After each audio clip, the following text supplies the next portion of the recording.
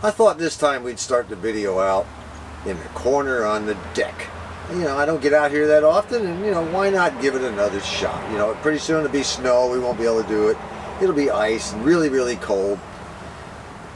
All that aside, you know, we have our good subscriber Phil from the country of England. He's Steel City 321 PB. Now, my mother's heritage goes back, on my maternal side, goes back to the country of England. So I've kind of taken Phil under my wing as far as, you know, enabling him to become more Americanized. A while back, I don't know if you recall, for those of you who follow my videos, you'll recall that he started out one of his videos with, "Hello, dear friends," you know.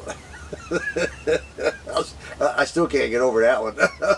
Anyway, I fired back. I said, this man needs help. He's a brother Englander, a brother British subject, and I needed to help him out. So I gave him an idea. I said, look, let's get you a little more Americanized in your video introductions.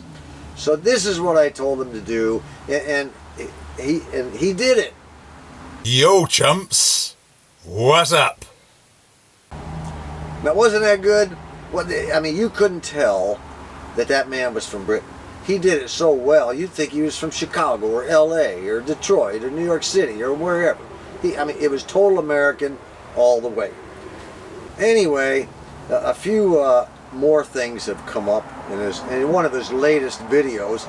I thought, you know, maybe he needs a little more of my help, a little more of my guidance on how to become Americanized. You know, he's sort of been backsliding. He's a backslider. He's a backslider in the American department. And we're going to have to pump him back up and get him on the right track.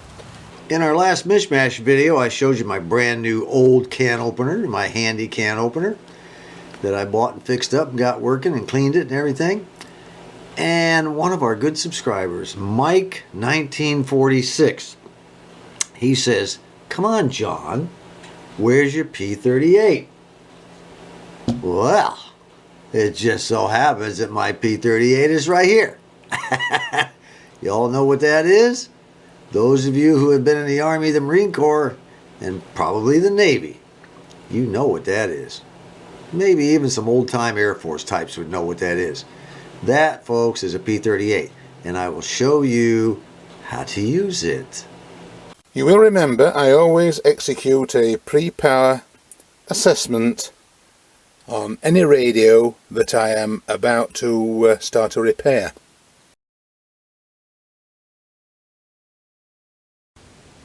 Well, Phil, I don't know about this pre-power assessment stuff.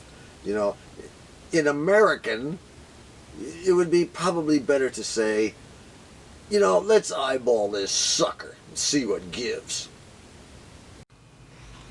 It is time for me to do some gluing. I was going to go without the air intake temporarily on the pellet stove.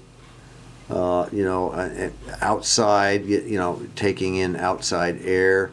I was going to just let it run without it for a while, and then later on, if I found out I needed it, I'd go ahead and, you know, put an outside air intake pipe in. Well, Brendan, you know, he, old electronics mentor, he contacted me, and he said, you know, that's not a hot idea, you know, and he went into this description about air pressure inside and outside the house and all that stuff. You know, he sort of fancies himself a heating and air conditioning guy as well as electronics. No, wait a minute. He is a heating and air conditioning guy as well as electronics. This guy does everything. Oh my goodness, been in the business for quite a while, I guess. All right, so what I'm going to do, I'm going to use, I had a spare pipe around the house, which is 1.5 inch.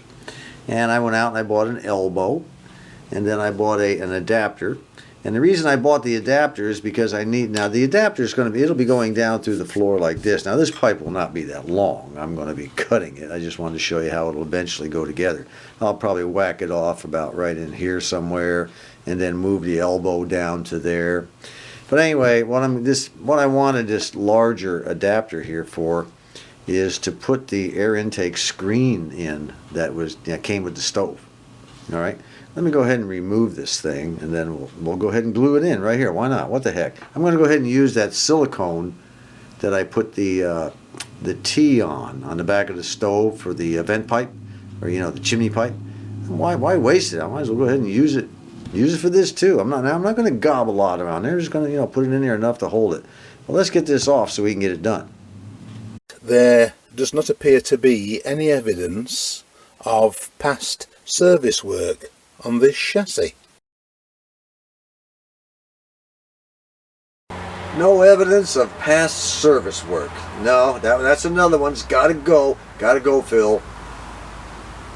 From now on, it doesn't look like somebody's had their stinking meat hooks in this radio. Alright, now remember, it's going to be going down through the floor like that, which reminds me I need to find a 3-inch hole cutter. I'm going to have to do that this weekend. Tomorrow we're buying the pellets. And tomorrow's Friday. Then Saturday morning, I've got it all set up where everybody's going to go down. I have 3 cars, actually 2 trucks and the van. We're going to go down and pick up all 50 bags if possible and haul them home.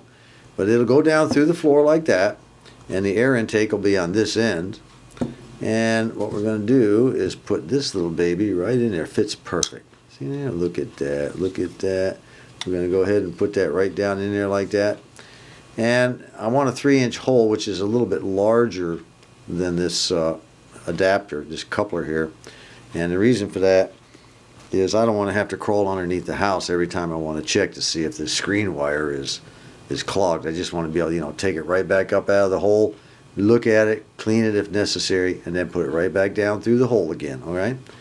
So let's go ahead and put a couple of gobs of glue in there, see how it works. All right, there we go. I just put a gob on that side and a gob on that side, and I hope it'll go down in there and just stick. Let me see if I can get that done. I think it'll take 2 hands. The waxy capacitors will definitely be evicted. Waxy capacitors will be evicted.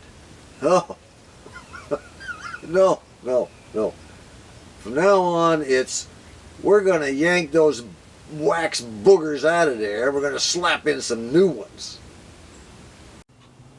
Well, believe it or not, that wasn't quite as easy as it looked. Every time I put it down in there, it would rock this way and rock that way because there's not an absolute perfect fit. You can see a little bit of space there at the top. And it would rock back and forth on me. It kept smearing the red crap around the silicone. But anyway, she's in there now. I'm just going to I'll let it dry, and then we'll go ahead and stick it on, cut the pipe, and get it in. I'll probably wind up painting this thing black. I'll have to sand it down a little bit. It was an old pipe I had laying around, and I figured, what the heck, why buy another one if I had it was a long piece. I cut it down to what I needed. We'll see what happens next. I have to cut a 3-inch hole in the floor, but the question is, I don't want to hit, where do I put it? I don't want to hit a floor joist down there, and I don't want to crawl underneath the house. It's too cold and just freezing and dirty and everything. I want to be able to drill a hole down through there from the top without having a problem. So how do I do that? Well, the first thing I did was I measured from the wall. Now this is an outside wall. This goes to the carport, okay? And let me get this tape measure out a little bit. I just kind of measured in, figuring the floor joist, the rim, whatever they call it, sill plate would be out there somewhere. I could probably come in, about 4 inches or so, and that would put me between a couple of the next floor joist, which would be over in here someplace. But I wasn't 100% sure, you never know what these builders do. Back in the 60s, they threw a little extra wood here and there, and then other places they didn't throw enough wood, so it was just the same. So I went ahead, I measured out about 4 inches. Because the floor joists in this house, they run in this, and they run in this direction here, this way, instead of this way. So I went ahead and drilled, came out about 4 inches, drilled a hole down through the floor, and bent a coat hanger wire that looks like this. Okay, I put a little hook in there. Now that hook on the end is wider from the center. It's much wider, okay? So what I'm going to do is stick this down in here, leaving that bend in the wire, and if I can take this and stick it all the way down in and then get it straight up and down, like so, Now it's straight up and down, all right? Now if I can turn that thing all the way around without hitting anything, I know I'll have plenty of room under the house in order to, you know, to drill that 3-inch hole. Plenty of room between those joists. So here we go. Bring it up, spin it around, no problem at all. Look at that. It's not hitting a thing. Should be fine. Should be fine. Look at these guys. Look at these guys. Are we ready? Are we going bye-bye? I got Mac nibbling on the back of my leg. We're going bye-bye. Okay, here we go. Everybody goes bye-bye. Look at these dogs. God, they're crazy. They'll never have to worry about them running out in the road or anything when it's time to go bye-bye. They just go straight to the car and hang around. All right, here we go. There's 2 in. Let me get the other 2. Well, we just picked up 50 bags of pellets. This is what they look like. And just regular old pellets. They look like rabbit food, don't they?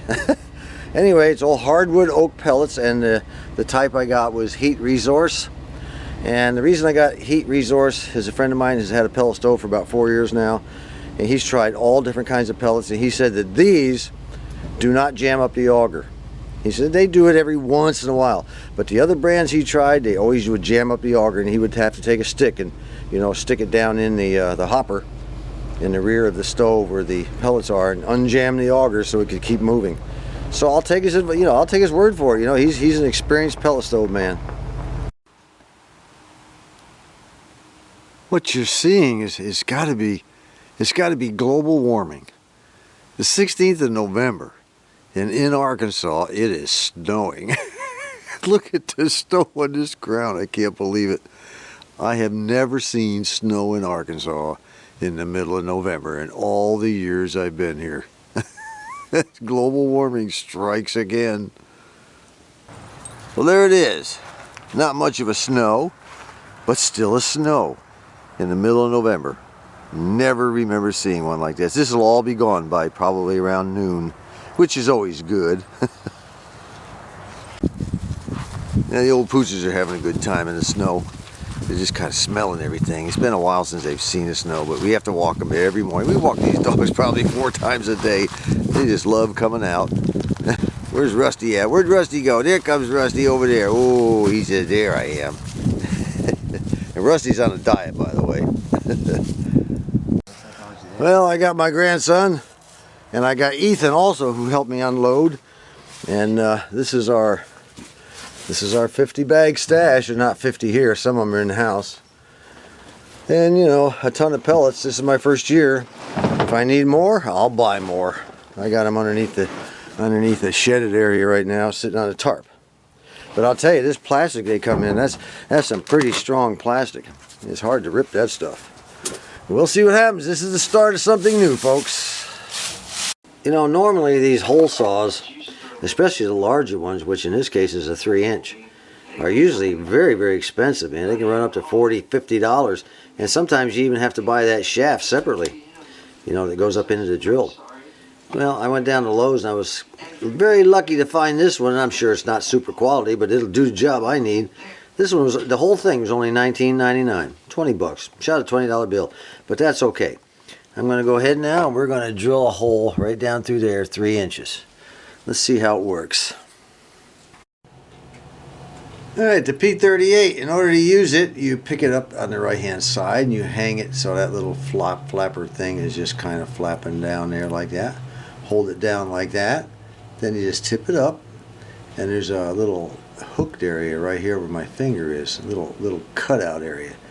That whole thing goes like that over the top of the can, just like that, okay? Now the way you work this thing is you don't work it back towards you, you work it forward. And as you go forward, you draw the blade back. And there's the blade right there. See the blade right there? A little shiny blade on the end. So, you hook it over there like so. This little pointy thing on the bottom, right there, that little pointy thing, catches underneath the can lid. And that's what rides around the can. Now, hopefully, this is an empty can. I hope I can do it one-handed. So here we go. You catch it underneath the can lid, and then you puncture it in. Nope, it ain't gonna work. Let's see if I can get up close here. There we go. Here we go. You puncture it in, back it up, puncture it in, back it up, puncture it in. It's kind of hard to do one-handed, but you can see the cut it's making. See it? You punch it in, back it up, punch it in, back it up, punch it in, work your way all the way around the can. United States Army, or I should say, CRAT, P38. Let me see if I can hold it back again and show you one more time. Very difficult here, but there's got to be a way to do it. I think I got it. Here we go.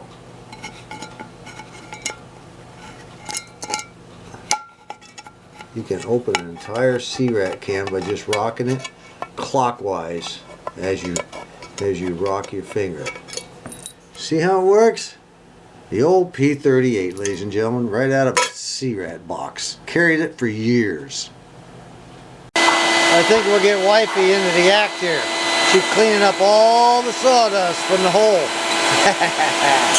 Well, now that we have the hole drilled, I'm going to paint some primer. I want to paint this thing black, and I'm only going to paint the top of it because, you know, I'll be cutting this baby down quite a bit. It'll be probably only about that long when I get done, but I want to paint it black, and on the top area here, the part that goes down into the floor is not important.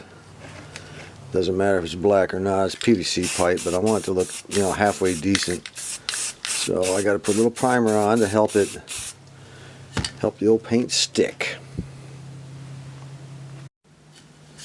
I'm also going to paint the elbow, because the elbow will be sitting on top, so that'll have to be painted black. Just, you know, it's just a matter of something that, you know, make it look like it'll blend in with the stove color a little bit, you know. This is one of the plates that came with the stove that's designed, you know, where you run your pipe through the wall into the outside air. And I'm going to go ahead and use it inside the house. It'll be a great support for it. It'll just look neat instead of having that hole with that pipe coming up through. This will just be perfect, but it too needs to have some primer on to be painted black, okay? This is the kind of project where you use up all your mostly empty cans of primer, you know, that you've been keeping for a while. You just use it all up on this kind of stuff. While I was at Lowe's today, I needed a can of flat black spray paint so I could, you know, paint this. My can was fairly low. And I'm over in the paint department, they had these cans of, it's called Project Source. And 99 cents. So I figured, you know, I can't go wrong for 99 cents. I'll give it a try. It seems to be okay, but you have to go over it many times in order for it to cover. So there's probably more aerosol than there is paint in this can. But, you know, for 99 cents, it'll do the job.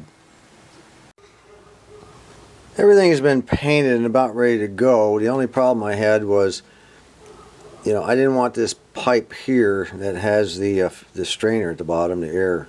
I didn't want it to, like, drop all the way through.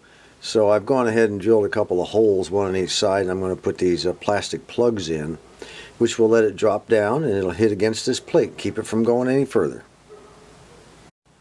The last thing to do is I've just pressure fitted this pipe into this elbow, and I'm going to just pressure fit it there. There's not going to be any strain on it, and I don't want to glue it together. I want to be able to take it apart if I ever need to. So let's get that done. Alright, the last thing to do is give it a little touch-up spray where I kind of nicked it a little bit. And that way it'll... And then I think I'm going to go ahead and put some clear over the top of it. I'll just let it dry like this, and then just shoot some clear over the entire thing. And I think it's going to look really, really good. There's the two pins, by the way, sticking out. I didn't quite get them exactly level. That makes me upset, but you know, it's cold out here, and I should have got this done a long time ago. Small price to pay. I can always redo it later on if I have to, but I don't think I'm going to. Well, there it is, all installed, ready for operation. I had to wind up putting 2 more of those pins in to keep it level. They kept wanting, you know, to tip one way or the other. They were acting as pivots, so I put, you know, probably in the spring I'll take that back up and do that just a little bit differently for next year. But right now it's going to be fine. It looks good, it's solid, and the air intake goes all the way around to right there where it hooks onto a little short pipe that sticks out. The stove came with this flex pipe. I think I mentioned that before. And it also came with these 2 hose clamps. So I didn't have to go out and hunt for hose clamps or anything. It was all right there. Alright, honey, now that we got the pellet stove ready to go, what are you going to do with your radio that's sitting on top of it? Where are you going to put it? Put it in the shed. What do you mean I can put it? It's your radio. It's not your radio? You know, every time this radio needs to be moved, this big old heavy boat anchor, it is my radio. I bought it? Okay. Alright. See if I give this radio back to you. Fine with you. Well, the pellets are in. There they are right there. That's what they look like. Each one, the average size is about 1 inch, I guess. You know, it's just pressed wood that, you know, it's sawdust and crap, and they break it into little pieces. Alright, you got it all in there. You got to put the lid down. Remember, if you have one of these, you can't light this thing with the lid open. It's got a switch right here. Yeah, you know, unless that thing is down, you'll get an error code. Like so. Push it down like so. There we go. She's nice and tight on both sides. Let's start it up. See what happens. I have it plugged in right here. Let's hit the on button and see what happens. Happy holidays. Alright, she's on. The fan's lit up.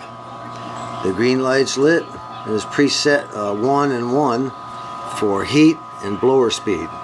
And I can control, I can raise or lower the blower speed if I want, even while it's during the startup period, which is 20 minutes. And then once the startup period's over, it'll stay at whatever I have it set at. During the startup period, you get an S and a U in those 2 windows. That stands for startup. Let's move around front and see if our glow plug has come on yet.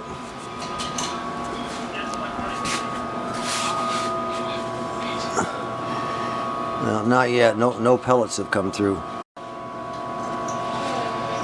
Alright, the pellets are beginning to come through. See them right there?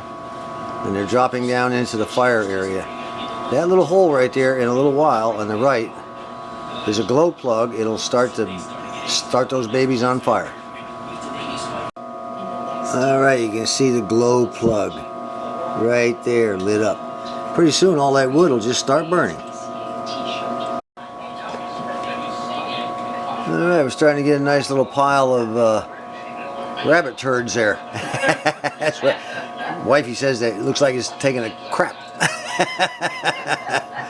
Alright, after a while it'll pile up pretty, and then it'll just go poof and start burning.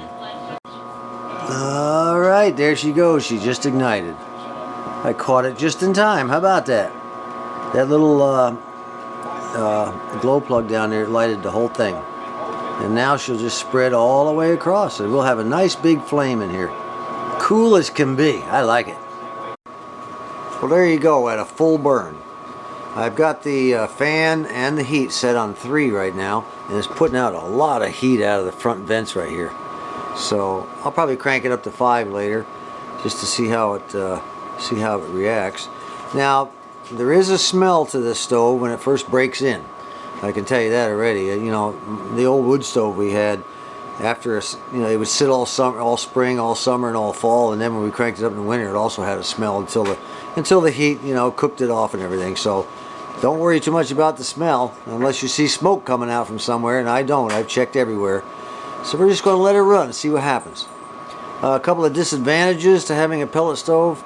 One, you can tell it does have noise. Okay, the old wood stove, strictly wood, had no noise at all except the snap and crackle of the wood once in a while. Also, it requires electricity to operate it, so you better have a little backup generator. This one, I believe, the way I got it figured, uses 320 watts. So I think one of those little $99 Harbor Freight generators will be able to take care of me. We're going to go ahead and pick one of those up. And let me see, there was a third thing. What was it? Can't remember what it was. Just a third thing. But anyway, this video is getting pretty long. I didn't want to make it long, but there was a lot of people had a lot of questions about these pellet stoves. Well, now you know what I know. You saw it all from beginning to end. So until next time, this is John. That's it for now, Phil. I'm not going to overload you with, you know, tips on how to speak American. You know, I think if you practice what I taught you before, and what I've taught you this time, you kind of put them together, and you know, maybe even what I teach you in the future, you know, you'll probably be able to come across the border of the United States and become an instant citizen just like that. Won't that be wonderful? This is me, Phil, saying toodle pip.